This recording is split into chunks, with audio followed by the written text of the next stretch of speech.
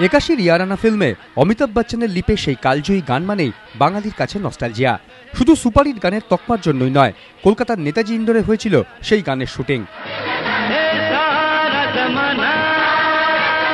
33 বছর পর সেই নেতাজি ইন্ডোরে হাজির পুত্র অভিষেক বচ্চন। ফিল্মি অভিষেক নন, এদিন জুনিয়র বচ্চন একজন কবাডি দলের মালিক।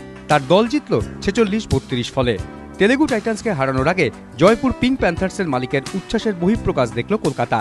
মা বাঙালি, বাবা কলকাতার জামাই, তাই অভিষেকের জন্য একটু বেশি গলা ফাটালো কলকাতা। নিরাশ করেননি অভিষেক বচ্চনও। গ্যালারির দিকে তাকিয়ে তার শুভেচ্ছা জানানোর ভঙ্গিমা যেন বাঙালিকে ফিরিয়ে নিয়ে যাচ্ছিল 33 বছরের এক কালজয়ী গানে। আর কলকাতায় এসেই সৌরভ গঙ্গোপাধ্যায়কে আমন্ত্রণ জানালেন অভিষেক। জুনিয়র বচ্চনের ইচ্ছে, সৌরভ সমর্থন করুন বেঙ্গল ওয়ারিয়ার্সকে।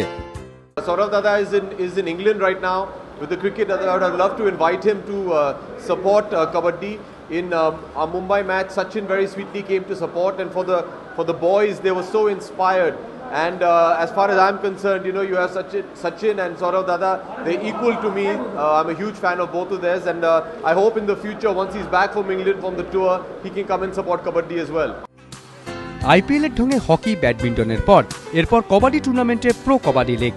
জয়পুরের মালিক অভিষেক বচ্চনের মতে পিছিয়ে পড়া কবাডিকে এগিয়ে নিয়ে যেতে হবে এই ধরনের টুর্নামেন্টে। তার আশা, অদূর ভবিষ্যতে ক্রিকেট হকির জনপ্রিয়তা ছুঁতে পারবে কবাডি।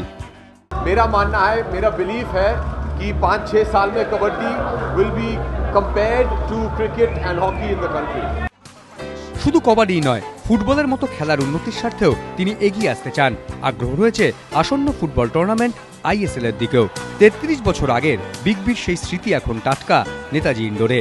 আর 33 বছর পর জুনিয়র বচ্চনে মজল সারা জামানা। থুড়ি নেতাজি ইন্ডোর। রক্তিম ঘোষ, ABP আনন্দ, কলকাতা।